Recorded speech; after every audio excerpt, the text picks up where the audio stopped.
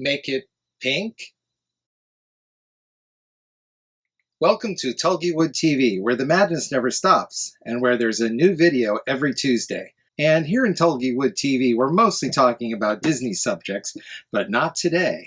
Because today, more than ever, it's a Barbie world. Thanks to the new movie, which had the biggest opening weekend of 2023. So in today's video, I thought we would look at some Barbie dolls from my collection. Is there a Disney connection? Certainly there is, just as always.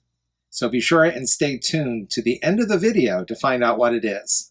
Barbie was created by Ruth Handler, the co-founder of Mattel, when she noticed that her daughter, Barbara, really liked playing with paper dolls and constantly changing the clothes on the doll. The three-dimensional dolls that were available then were all baby dolls. And Ruth realized that although the baby dolls were fine, it seemed like little girls also wanted to play with a grown-up doll that they could dress in different fashions. And she thought this was more imaginative. So she came up with the concept of the teenage fashion model, Barbie, named after her daughter, Barbara. And this revolutionary new toy was introduced in March of 1959 at the New York Toy Fair. Now, I've already shown you my Barbie paper doll set from the paper doll video that I did.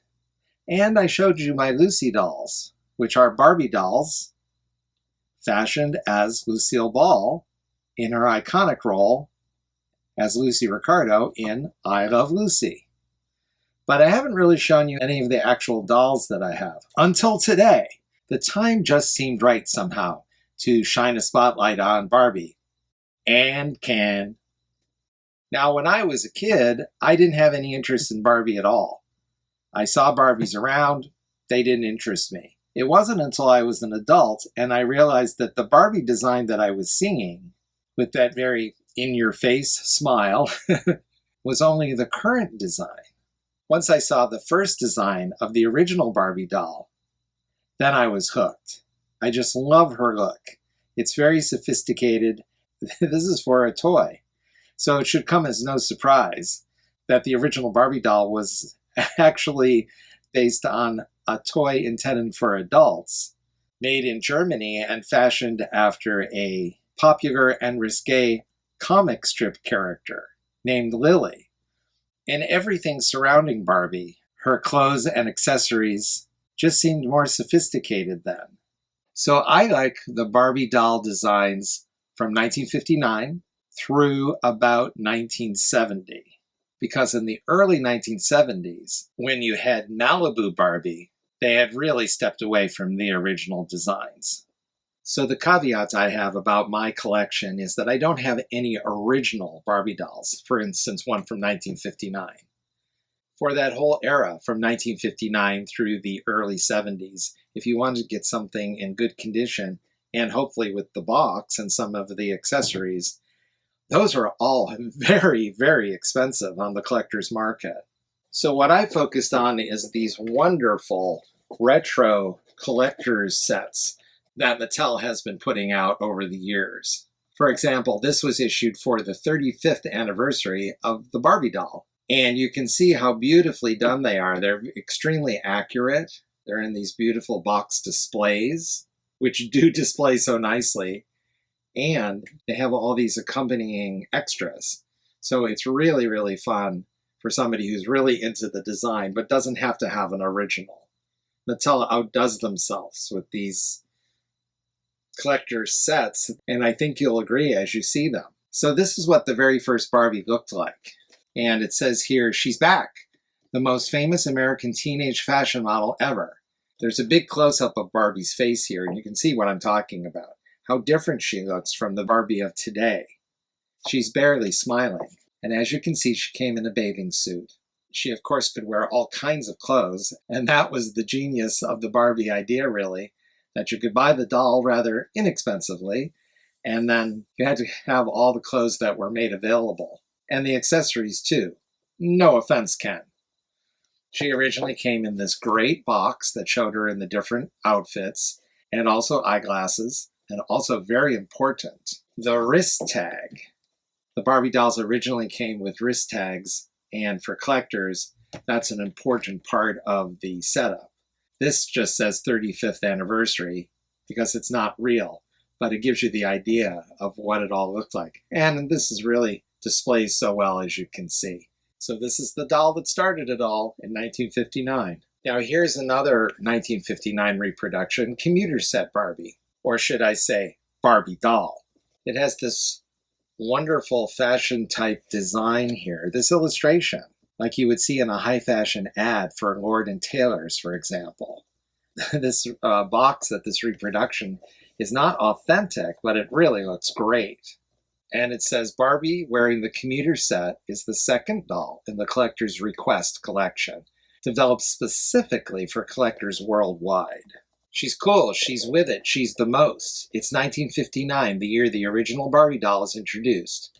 With a young figure, makeup, and trendy ponytail hairstyle, she's very different from the other dolls. This limited edition reproduces the original Barbie doll complete with tightly curled bangs, red fingernails, and face paint featuring red lips, blue eyeshadow, and white irises. She is wearing a reproduction of Commuter's set, number 916, a classic look of the late 1950s. The two-piece suit has a skirt having a snap closure and satin sleeveless bodysuit underneath. Accessories include short white gloves, open-toe pumps, red petal hat, the hat is amazing, and double-strand silvery necklace with matching bracelet.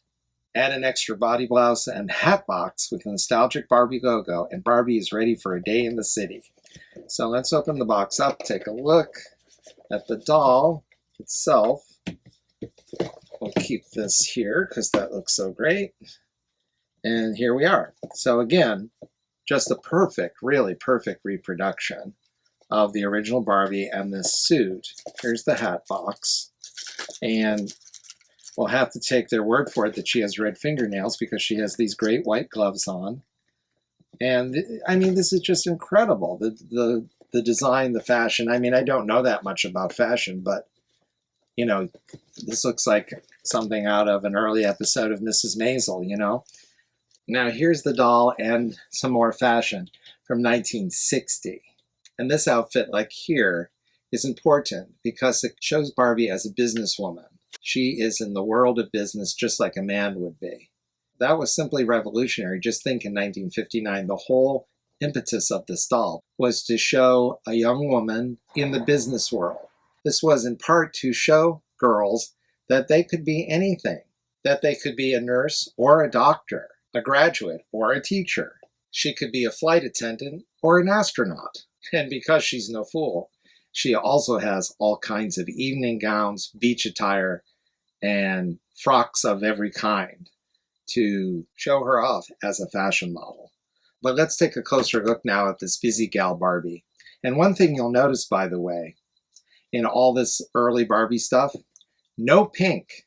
The color we so associate with Barbie and are blinded by is not present at all. This repro has pink in the box, but that's the display. And think about it, this was early, right, in the reproduction game. So I think they were trying to have a little bit of pink there to show this really was Barbie. The predominance of pink didn't come until much later. But anyhow, aside from the absence of pink, the box says, she's young, she's bright, she's a top fashion designer. She's a fashion designer, not just a model. In the most exciting city in the world. It's 1960 all over again, and Barbie is the epitome of the new career woman in one of the rarest vintage outfits. Busy gal. So here we have again the whole idea of Barbie as a busy gal businesswoman who's not only a fashion model, she's a fashion designer. And it's kind of hard to see, but her glasses are in there. Again, this box is just a perfect display with the city background. And moving to 1961, we have Wedding Day Barbie. Now, again, the whole idea of Barbie is that she did not have a man.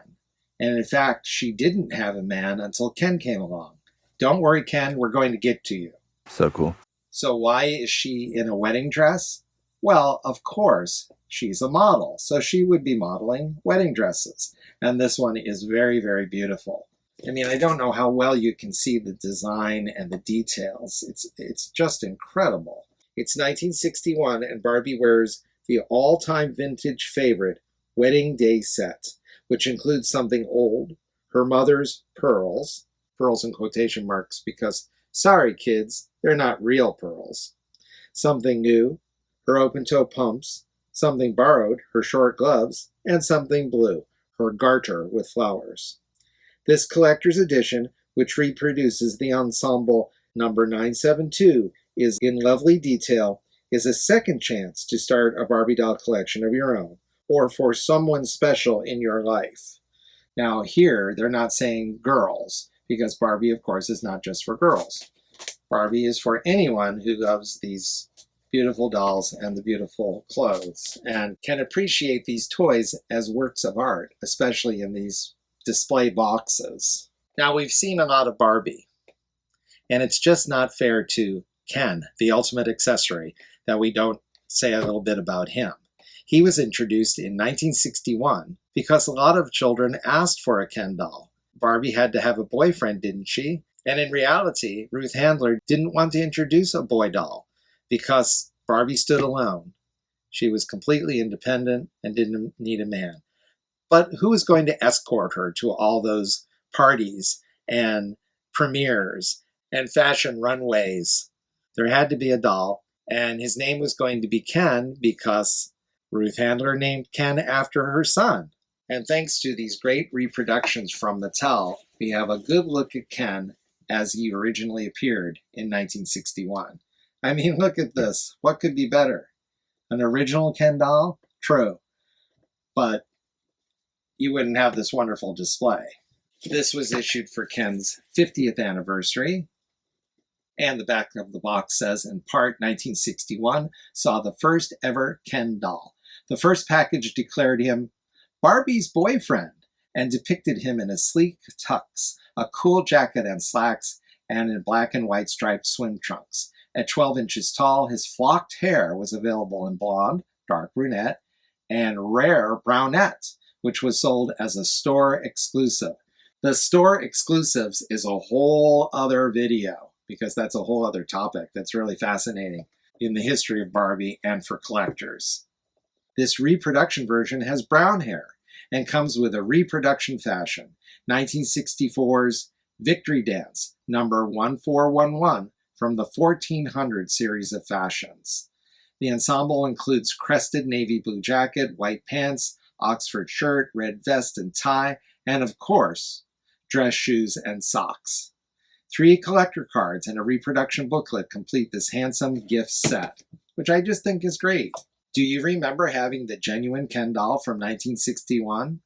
It was an innocent time, filled with fun and romance. Now, a wonderful reproduction of the original Ken is back for you and Barbie to share, to love forever. Isn't that great? So you can see beautifully displayed, just as the back of the box says, this great suit and Ken in his trunks. And like Barbie in her bathing suit, came in his trunks because that was like the basis. You got the other suits, you got the other fashions, and all of them had numbers. And there was a whole 1400 series of fashions. Very important for the collectors to keep track of it. But these were official numbers given every fashion by Mattel in the early 1960s. So these are just a few of the reproduction dolls that I have from my collection. There are more. We'll take another look at them in another video, because there's not only Barbie, there's not only Ken, but there's a whole group of other dolls in the Barbie line. Barbie's family, Barbie's friends, sold separately. So look for another Barbie video soon, which will have more Barbie dolls, her friends and her family, and we will attempt to answer the question, who is Alan? And now, just as I promised, the Disney connection. Well, Mattel was the first company to advertise toys on national television. And how did they do that? Well, on the Mickey Mouse Club, of course. Right from its first season, 1955-1956, Mattel had commercials for their toys, as well as Mickey Mouse Club merchandise. So given that, How else would Mattel introduce Barbie to the world but through the Mickey Mouse Club and its vast audience? That's right, the first Barbie commercial in 1959 made its debut on the Mickey Mouse Club. Barbie, you're beautiful. You make me feel my Barbie doll is really real. Barbie's small and so petite. Her clothes and figure look so neat. Her dancing outfit rings the bell. At parties she will cast a spell. Purses, hats, and gloves galore, and all the gadgets gals adore. Barbie dressed for swim and fun is only $3. Her lovely fashions range from $1 to $5. Look for Barbie wherever dolls are sold. Someday I'm gonna be exactly like you. Till then I know just what I'll do. Barbie, beautiful Barbie, I'll make believe that I am you. You can tell it's Mattel. It's swell.